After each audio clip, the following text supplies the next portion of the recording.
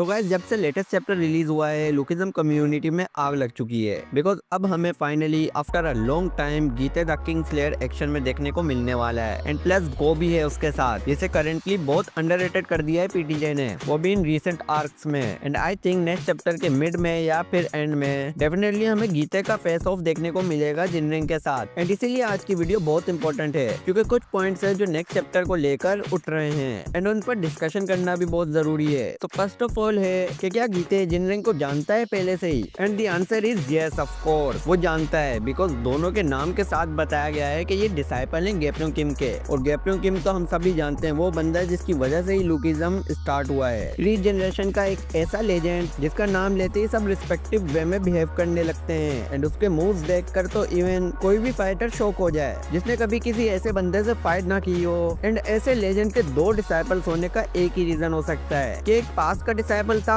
और एक प्रेजेंट का। यानी जब गेप्योंग किम ने गीते को ट्रेन किया होगा तब वो नहीं जानता होगा कि गीते के प्लान्स क्या हैं एंड या फिर वो किस टाइप का है। एंड लेटर जब गेप्योंग किम ये जान गया होगा कि उसका बेटा कितना एविल है और कैसे वो जेम्स ली या फिर चार्ल्स सोई के साथ मिलकर अपने प्लान्स को एग्जीक्यूट कर रहा है, तो ये चीज देखने के बाद डेफिनेटली गेप्योंग किम ने उसे ट्रेन करना छोड़ दिया होगा। एंड देन जिनरिंग आया होगा एक नया डिसाइपल बनकर गेप्योंग किम का। एंड देखो जब कोई किंग या लेजेंड अपना डिसाइपल चुनता है तो उसके पीछे सबसे बड़ा रीजन होता है कि वो अपनी विल एंड एबिलिटीज को पास करे नेक्स्ट जनरेशन में। एंड ऑल्सो वो अपने डिसाइपल में भी वही चीज तलाशता है जो उसके खुद में है। एंड इसीलिए गेप्योंग किम के लिए सबसे सूटेबल डिसाइपल जिनरिंग था फर्स्ट जनरेशन के time, because we all know कि वो खुद के लिए नहीं लड़ता था बल्कि अपनों के लिए लड़ता था। और ये क्वालिटी गेप्योंग किम में भी थी प्री जनरेशन के टाइम, बिकॉज हम जानते हैं कि वो हमेशा अपने लोगों के लिए फाइट करते थे। एंड अब आते हैं इस डिस्कशन के कंक्लूजन पर, जहाँ मैंने आपसे कहा था कि गीते और जिनरिंग पहले भी मिले होंगे पास्ट में यानी फर्स्ट जनरेशन के टाइम। बिकॉज जब गीते को पता चला होगा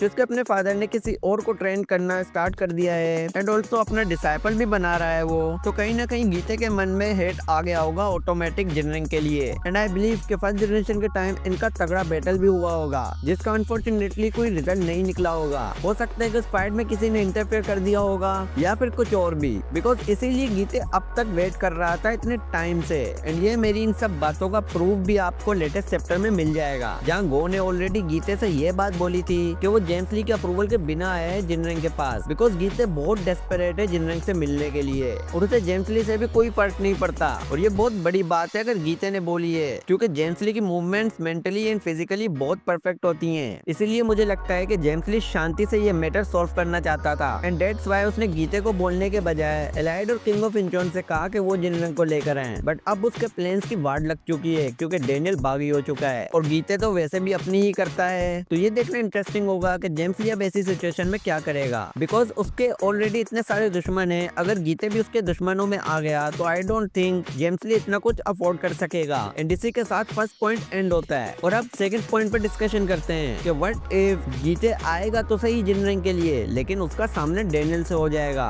बिकॉज गीते को इतना पता है कि डेनियल भी वहाँ है एंड वो थोड़ा बहुत तो जानता है उसके बारे में क्योंकि जेम्स ली ने उसे बताया था। लेकिन 100 बात की एक बात है कि संकी को वैसे भी घंटा फर्क नहीं पड़ता सामने कौन है, और जो बंदा अपने बाप का गेम बजा सकता है उसे क्या ही डर होगा किसी का। तो हो सकता है कि जिनरिंग से सामना करने से पहले इसका मुकाबला डेनियल से हो जाए और ये पॉसिबिलिटी सिर्फ एक ही कंडीशन में पॉसिबल हो सकती है और वो ये है कि अगर डेनियल यूआई मोड में एंटर हो जाए। And let me tell you how, because हो सकता है कि हमें डेनियल वर्सेस गो पहले देखने को मिल जाए और वैसे भी हम सब जानते हैं कि ये लोग फाइट करके थक चुके हैं एंड इसीलिए यहाँ इनकी फाइट काफी वन साइडेड होगी। एंड देन गो डेनियल को अनकॉन्शियस कर देगा और फिर एलाइड की बजाना स्टार्ट करेगा एंड देन डेनियल उठेगा यूआई मोड में और गो से फाइट करने के लिए जाएगा। वेल देखो यहाँ दो सिनेरियोज हैं जो परफेक्टली फिट बैठ रहे हैं सिचुएशन के अकॉर्डिंग। एक तो डेनियल गीते की साइड रिएक्ट करे बिकॉज उसका यूआई ऐसे ही वर्क करता है कि जो ज्यादा स्ट्रॉन्ग है उसकी साइड वो ऑटोमेटिक जाता है फाइट करने के लिए। तो फिर ऐसी कंडीशन में या तो डेनियल पहले गो को बजाएगा एंड देन वो चार्ज करेगा गीते पर, या फिर ऐसा हो सकता है यूआई डेनियल डायरेक्ट ही गीते से फाइट करने चले जाए और गो को इग्नोर कर दे जैसे उसने जेम्स ली को किया था और गन से लड़ने चला गया था हंट फॉर गन पार्क वाली आर्क में। एंड ऐसे हमें देखने को मिल सकता है यूआई डेनियल वर्सेस गीते किंग, जहाँ एक परफेक्ट मशीन है तो दूसरा अनस्टॉपेबल मॉन्स्टर और दोनों ही बहुत खतरनाक हैं। बट मुझे ऐसी फीलिंग आ रही है कि डेनियल हार सकता है गीते से अपने यूआई मोड में, क्योंकि व्हाट इफ अगर गीते फर्स्ट जनरेशन के टाइम भी किसी यूआई फाइटर से लड़ चुका हो, बिकॉज इससे उसे अल्ट्रा इंस्टिंक्ट की वीकनेस पता होंगी एंड हमें गन ऑलरेडी डेनियल की वीकनेस दिखा चुका है कि कैसे उसकी स्ट्रेंथ ही उसकी वीकनेस है। प्लस वो कभी भी रिएक्ट करना छोड़ देता है और यूआई मोड से बाहर बाहर आ जाता है। तो आई थिंक अगर गीते वर्सेस यूआई डैनियल देखने को मिला तो वो कुछ देर के लिए ही होगा, बट पीटीजे से अच्छे से दिखाएगा हम फैंस को, क्योंकि इनकी फाइट हमें फ्यूचर में भी देखने को मिल सकती है। तो इसलिए अभी ऑल आउट जाना ठीक नहीं रहेगा। एंड मैं एक्साइटेड हूँ कि कैसे अब जिनरिंग और डैनियल ऐसी सिचुएशन से निकलते हैं, क्योंकि अब बचने का कोई रास्ता नहीं है और जिनरिंग को पकड़ लेंगे गीते और गो अगर उनके सामने यूआई डैनियल नहीं आया तो, क्योंकि हम जानते हैं कि क्रेजी मूड भी कुछ देर के लिए ही आता है एंड हो सकता है कि नेक्स्ट चैप्टर में वो चला जाए। तो लेट्स सी कि क्या होता है, बिकॉज ये प्रेडिक्शन और थ्योरी सिर्फ नेक्स्ट चैप्टर की नहीं थी बल्कि आने वाले 2 या 3 चैप्टर्स की थी। और मेरी प्रेडिक्शन तो तुम लोग जानते ही हो, अगर 4 प्रेडिक्शन देता हूँ तो एक तो लगी जाती है। जैसा कि मैंने अपनी लास्ट वीडियो में भी कहा था कि किंग ऑफ इंचोन अगर हारा तो गो देखने को मिल सकता है, एंड देखो वही हुआ। तो चलो इसी के साथ आज की वीडियो को यहीं रैप अप करते हैं, और अगर ये वीडियो पसंद आई है तो लाइक करो, चैनल को सब्सक्राइब करो। मिलते हैं नेक्स्ट वीडियो में, टिल देन गुड बाय।